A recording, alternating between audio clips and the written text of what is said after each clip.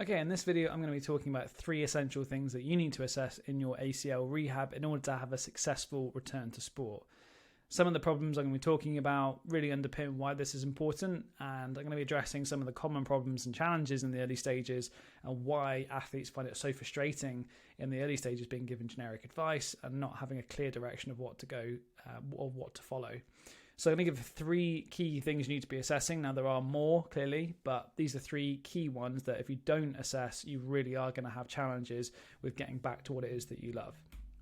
So the first problem I want to address is that being given generic exercises is massively frustrating.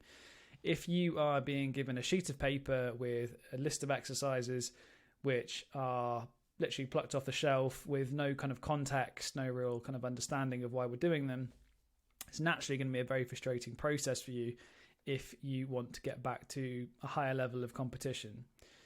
Generic exercises largely kind of fit in this early stage, but without moving on from that point, you're going to be stuck. And this is a big reason why a lot of athletes get stuck, frustrated, and annoyed really at not being able to make the progress that they want.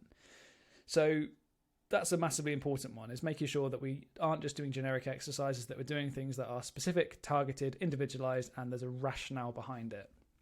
Secondly, not having any clear structure. Again, that leads to more frustration because without structure, you don't know what you're doing next. You don't know what the plan is, and that's a huge reason why with clients, we give them a clear plan every day. This is the exercise selection. This is why we're doing it. These are your goals. This is how many sets. This is how many reps. Every single week, every day, there's a clear structure of what to do. So that gives a massive amount of confidence in the process, because if you know, okay, this is what I've got to do today, I don't have to think about it. I'm just going to open up my phone, click on my app, bum, bum, bum, get all the exercises done to a really high standard, and it's really clear what I'm doing and why I'm doing it. And I can track my progress and I can make PBs every session. That's hugely motivating in the rehab process. The third one is having no assessments, and that links obviously to the nature of this video. If you're not assessing, you have got no idea what the current state of the athlete is. You don't know where you are as an athlete. You don't know what your kind of current status is. For example, if you're not measuring, as I'm going to come on to, range of motion, things like capacity, asymmetry, all of these massively important numbers, then you're just stabbing in the dark. And the number of people I speak to who essentially don't know this stuff because they haven't been assessed in any way by the practitioner they're working with previously is really quite staggering, because it's impossible to give a structured plan without assessment first. You need to know where someone's currently at. It's a bit like if you wanted to sit an exam or wanted to kind of pass a qualification but never sat an exam. How on earth would you know what progress you'd made, or how you stacked up against standards, benchmarks? You just wouldn't, would you? You could have made some progress, I think. I don't know what, I can't objectively say I've passed. You'd have none of that at all. So having assessments is so, so important. Now, there are 3 key ones I'm going to cover. There are more, but these are some of the most important ones that if you don't have them in your program, you will struggle to know where you're currently at in your rehab process, and will lead to some of the bigger problems with returning to sport. The first one is knee extension range of motion. The reason why this is so important is because a lot of research would indicate if we're not addressing this early on and achieving full extension, then there's a greater risk of this deficit later down the line, essentially during the rehab process. So, for example, if at week 4 you have got a large range of motion deficit still, by week 12, the increased likelihood is that you're going to have still a deficit in extension range of motion. How do we assess this? Well, either actively or passively.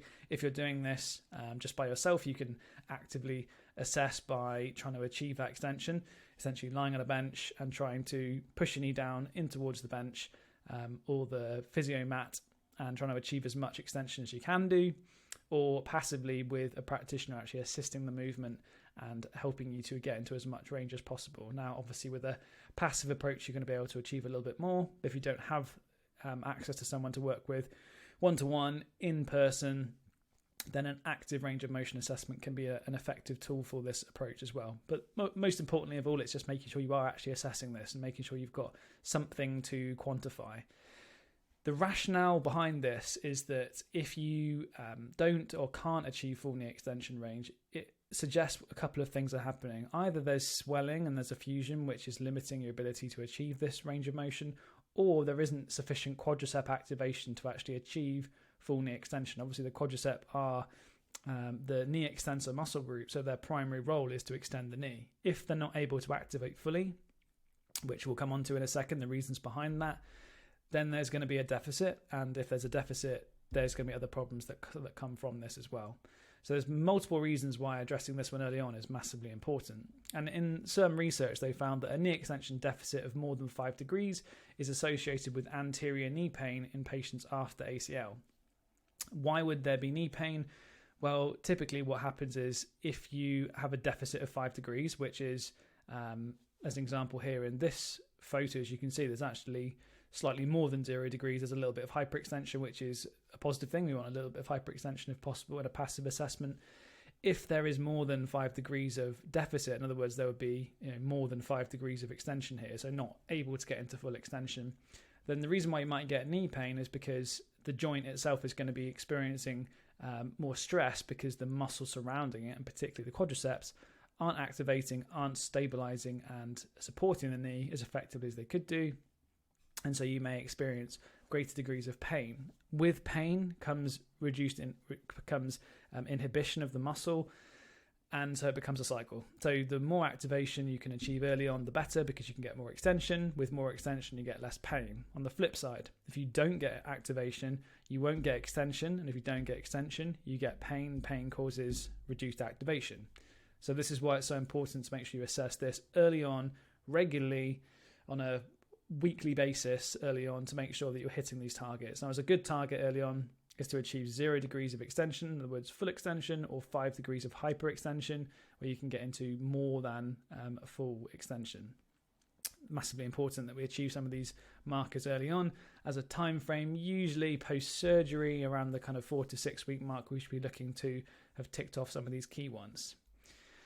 Second is quadricep strength. Again, why is this so important? Well, as we've alluded to, the quadriceps are the prime movers in knee extension, and achieving knee extension is a massively important factor in successful early stage rehab. So if the muscles of the quadriceps are not strong enough, we're not going to get a full knee extension, and it's also a risk factor for further injury in the future. Now, how do we assess quadricep strength? Either we can do things like a multi-joint lift, like a leg press, single leg press, but ideally we want to isolate the quadricep itself, because when we're doing something like a leg press, what we get is hip involvement. So the glutes will be involved. The calves will be providing some degree of extension in the knee, as well as obviously plantar flexing the ankle joint. So we're going to get contribution of different joints here. And if there is inhibition of the knee because of quadricep or lack of quadricep activation, tend to see quite a bit of hip involvement in this leg press movement, and ankle involvement as well. So if we remove that and do something like a single leg extension, basically force the quadricep to do all the work, and we can isolate that strength number. As a gold standard, something like an isokinetic quadricep strength test, looking at quad to hamstring ratios and asymmetries between left and right, would be absolutely ideal. But that's quite a high-tech piece of equipment, and sometimes things like a single leg extension, 5 rep max, 8 rep max, can be a useful and simple tool, a way we can measure quadricep strength in the gym environment. Now, in relation to this, anterior knee pain again is related to quadricep weakness, independent of the graft type used. So going back to the previous point and this cycle that we were talking about, if you do have knee pain, it's usually indicative of quadricep weakness.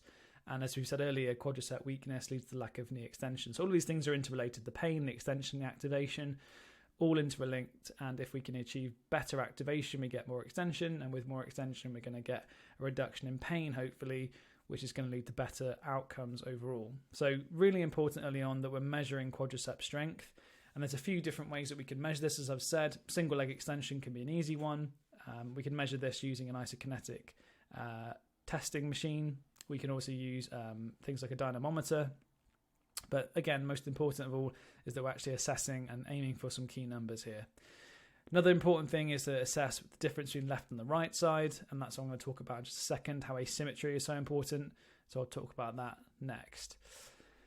Asymmetry between limbs is a commonality across all the stages of rehab. The first two I've spoken about there around quadricep strength and knee extension tend to be earlier stage focus points as we're trying to achieve some of those earlier aims around full extension, quadricep activation, and full quadricep strength. Asymmetry becomes a factor and all the way through the rehab process from day one all the way through to a return to sport, and even beyond that we should be measuring asymmetry because that can be a factor for re-injury in the future.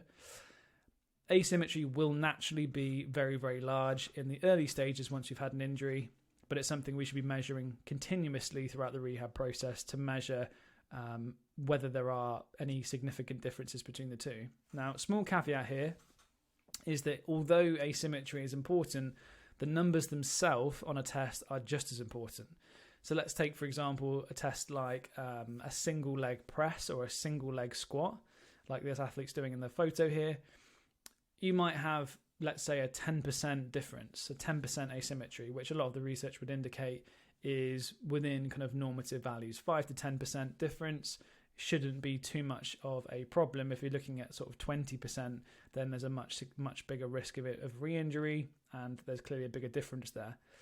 But in another scenario, you might have an athlete who can perform, let's say, 10 single leg squats on both sides. There's no asymmetry at all, but the numbers themselves are poor. If you're trying to get back to sport and running, let's focus on running, for example, you'd want to be able to see an athlete doing 20 to 25 single leg reps, unsupported, with control, with good technique. If you've got someone doing 10 at that stage on both sides, if you just looked at asymmetry alone, then you'd think that was all good. But actually, the scores themselves are still very poor.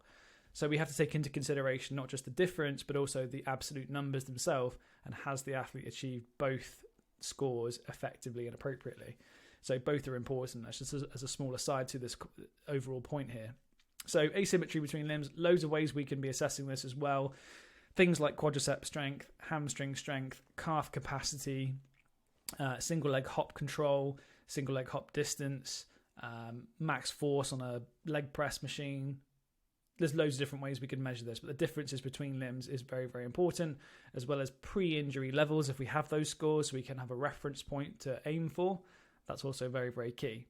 So overall, the most important thing is making sure that you've got the ability to test your asymmetry and also know what the numbers you're aiming for are. So you've got both scores, you've got asymmetry differences, as well as the absolute numbers themselves.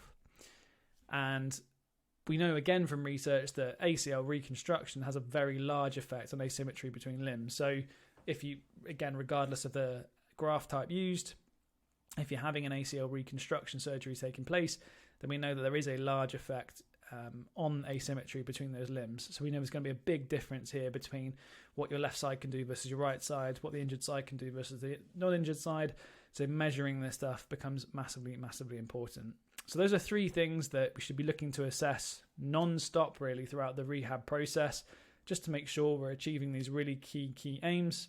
And overall, just making sure that if anything else that you take from this, make sure you're assessing in some way. So you have a reference point, you have scores, you have objective numbers, because the rehab process itself can be long, it can be emotionally draining, it can be difficult from a motivational perspective.